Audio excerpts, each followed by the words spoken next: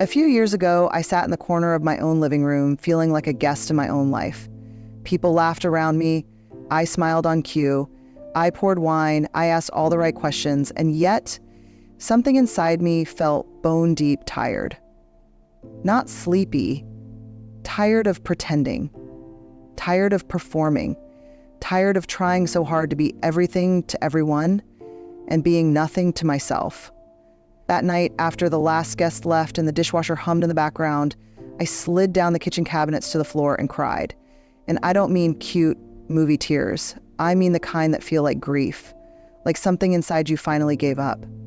And that's when I realized I was surrounded, yet I was alone, because I had abandoned me.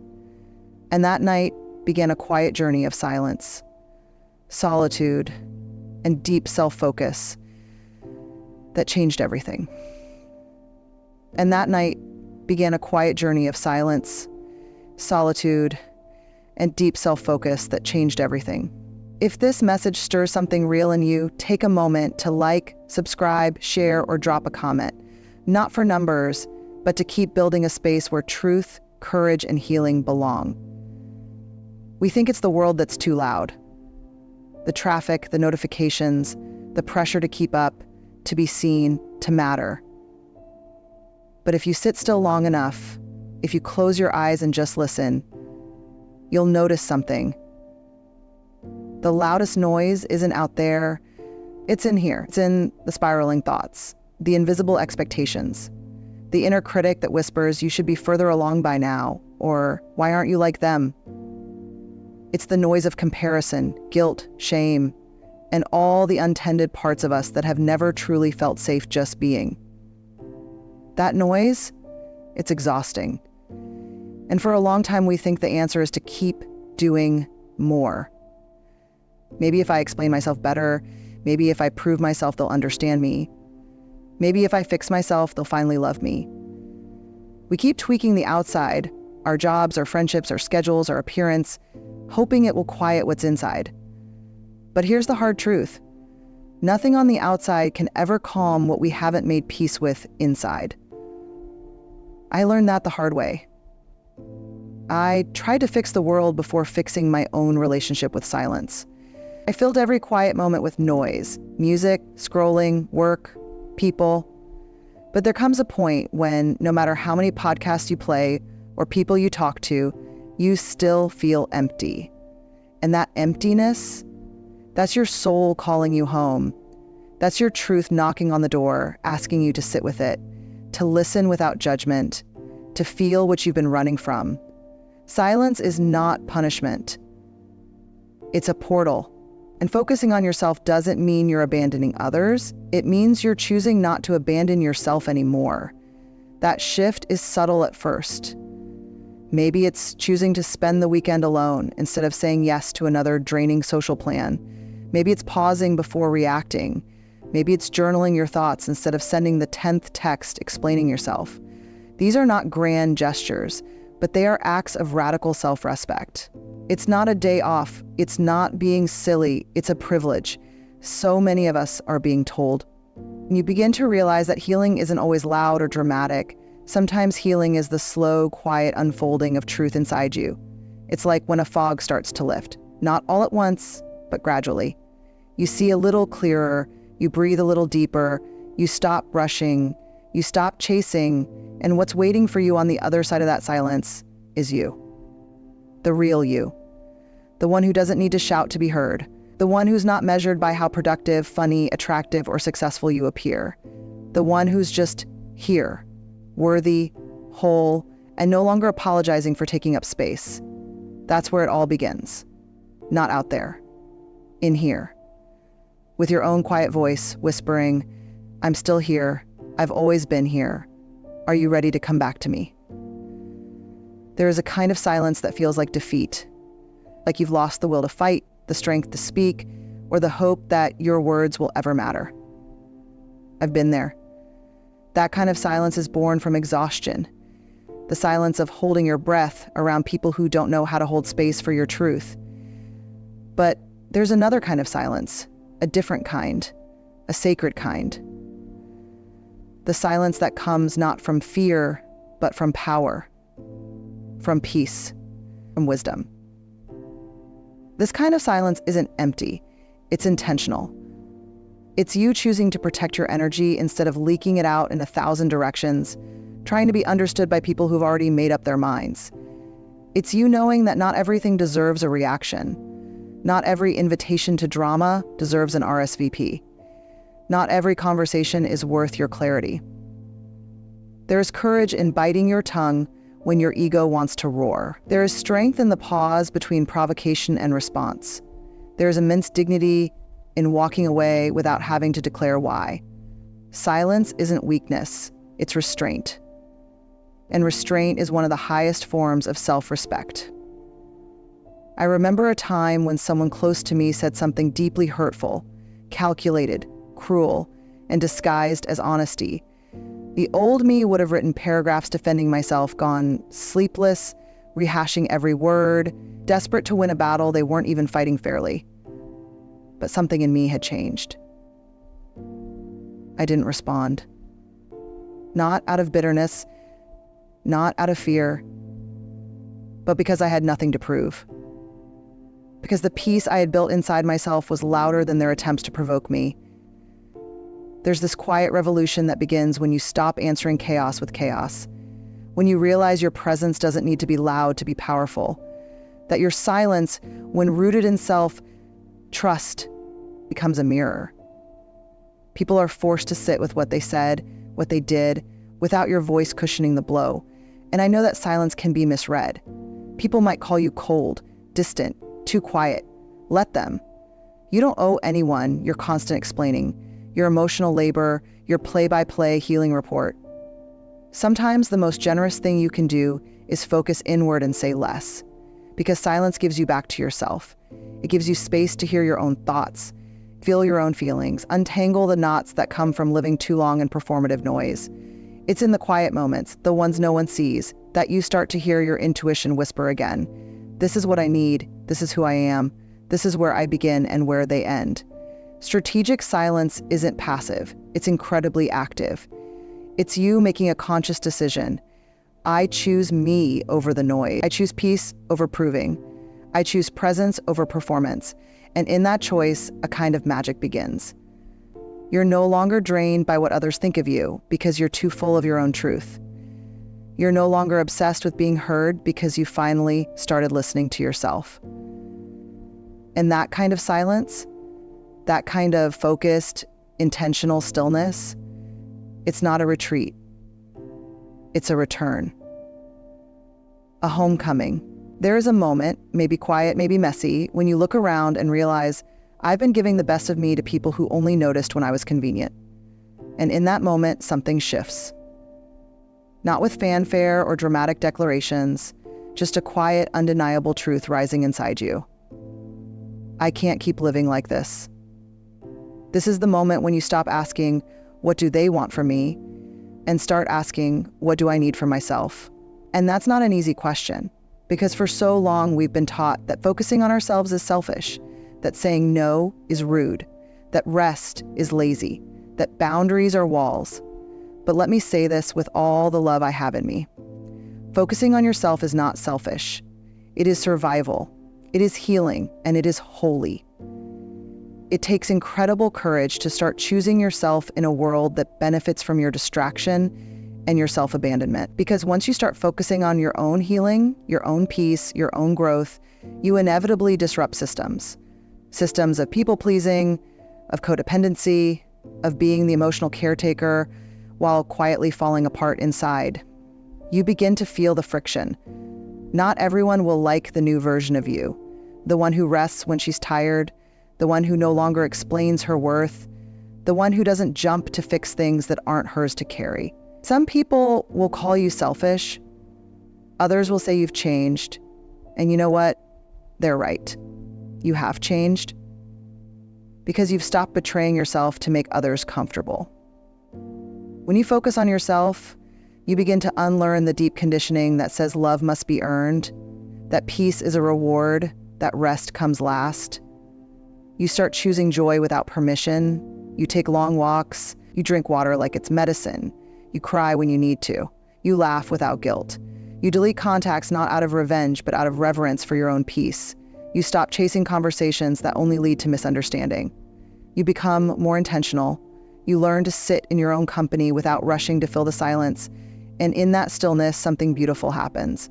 You meet yourself again. Not the version of you that performs, not the version that hustles for worth, but the original version, the tender, wild, true version who remembers who she is. I remember the first time I went to a movie alone. It wasn't a grand act of defiance. It was just curiosity. Could I enjoy something without anyone beside me? Could I laugh without nudging someone? Could I be present just for me? And you know what? I didn't just enjoy it, I felt free, like I had given myself back a small piece of my soul. That's what this season of self-focus is about. Not isolation, not shutting out the world, but turning inward to reclaim the parts of you you've handed away in tiny pieces over the years. To lovers, to bosses, to people who loved the idea of you but never stayed long enough to meet the real you. This isn't about ego, it's about essence. It's about choosing your own aliveness over someone else's approval. And when you do that, when you begin to fill your own cup first, you don't just become healthier, you become more generous. Because your love now comes from overflow, not obligation, from wholeness, not lack. Focusing on yourself is a sacred rebellion, a gentle revolution that says, I will no longer abandon myself to feel accepted. I will no longer stay quiet when my body says enough. I will no longer ignore the aching in my chest just to keep the peace outside of me. Because real peace, deep, lasting, soul-rooted peace, only comes when you stop performing and start listening to the truth you've buried beneath everyone else's expectations. And that truth, that's your compass. That's your return path. That's where you find home. In you. There's this idea we're sold that if we work hard enough, please the right people, stay productive, smile through the discomfort, and prove our worth over and over again, eventually life will reward us. Eventually it will all fall into place. That the love will come, the peace will come, the clarity, the success, the feeling of being enough. All of it will show up if we just keep performing. But what no one tells you is this. Everything doesn't fall into place when you finally become perfect. It falls into place when you finally come home to yourself. It doesn't happen overnight. It doesn't come with applause. And it often starts in stillness. When the noise fades, when you stop chasing closure from people who were never capable of giving it. When you stop over-explaining your heart to people who only listen to respond, not understand. When you stop seeking validation from the very spaces that broke you, that's when the shift begins. Slowly, gently, silently.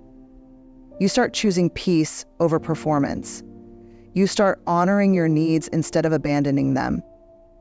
You start walking away, not because you're bitter, but because you're done bleeding for people who wouldn't even hand you a bandage. And the beautiful, sacred part, when you begin to truly see yourself, really see yourself, with compassion and courage, life starts meeting you there. It's like your energy recalibrates. You're no longer operating from desperation, from scarcity, from the old wounds that kept you looping through the same patterns. You begin to move from intention, not impulse, from clarity, not confusion. And things around you begin to rearrange. People who couldn't see your worth start to fade, not because you cut them off with anger, but because your vibration no longer entertains smallness. You find yourself less reactive. You don't argue with people trying to misunderstand you. You don't chase what doesn't feel safe anymore. And suddenly, you have room, space, a clearing in your life that used to be filled with chaos. Into that space comes new peace, unexpected joy, quieter mornings, softer relationships, a deeper trust in yourself. And no, it's not always perfect. There will be days when you doubt, days when the old habits whisper again. but something inside you will have changed permanently. Because now you know what alignment feels like. You've tasted what it means to no longer perform for love, but to live from it. To walk into a room and not shrink. To make decisions without guilt. To love without losing yourself. To be alone without being lonely. When everything starts falling into place, it's not magic. It's the byproduct of truth. Of finally choosing the deeper yes of your soul over the temporary approval of others. And here's the thing people rarely say. Sometimes what falls away is just as important as what falls into place. The friendships that quietly dissolve, the dreams that no longer fit, the versions of you that carried so much for so long and are now ready to be released with grace. Not instantly, but gradually, organically, authentically. Because when you stop trying to force everything outside of you into place, the inside finally begins to breathe. And when your soul breathes, life listens. And it starts showing up, not for the version of you who was always trying to earn it, but for the one who finally, courageously, came back home to herself. There's something quietly radical about deciding you no longer need to be loud to be powerful. For most of us, the world taught us that visibility equals value, that being seen constantly, clearly, and confidently is the only way to matter. Be louder, be bolder, be everywhere, say more, post more, prove more. And we did. We over-explained, we overgave, we made ourselves available at the cost of our peace, accessible at the expense of our boundaries. And yet, somehow, even with all that noise, we still felt invisible. But then comes this moment, soft but piercing, when you realize, I don't need to be loud to be real. I don't need to constantly announce my growth for it to be true. I don't need to prove my worth to people who are never trying to understand me anyway. You stop living your life like it's an audition. You stop looking around for applause. You stop waiting for someone else to tell you you're enough now. Because you've done the inner work. You've sat with your shame. You've untangled your triggers. You've mourned the version of yourself who thought love required self-erasure. And in that quiet, painstaking, beautiful labor, you've become someone new, someone rooted, someone whole. And the most remarkable thing, you don't need to broadcast it. You become a steady flame instead of a blinding firework. Your energy doesn't scream anymore, it radiates. You walk into rooms differently, not seeking to dominate, but grounded in presence. You say less, but your silence carries weight. You no longer compete because you've stepped into a lane of your own design. There's a tenderness in your eyes now, a softness in your responses, not because life got easier, but because you got stronger, wiser, gentler with yourself. You've stopped chasing potential in others and instead started honoring the reality of what's in front of you. You've stopped running from solitude and started finding sanctuary in it. People might misread you. Some will call your silence distance. Some will mistake your calm for passivity.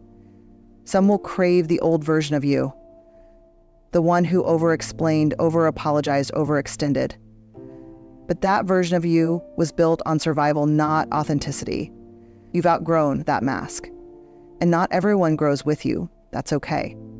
Because when you focus on yourself and embrace silence, not as a weapon, but as a shield for your soul, something sacred happens. You start attracting what matches your healing. Relationships rooted in reciprocity, not rescue.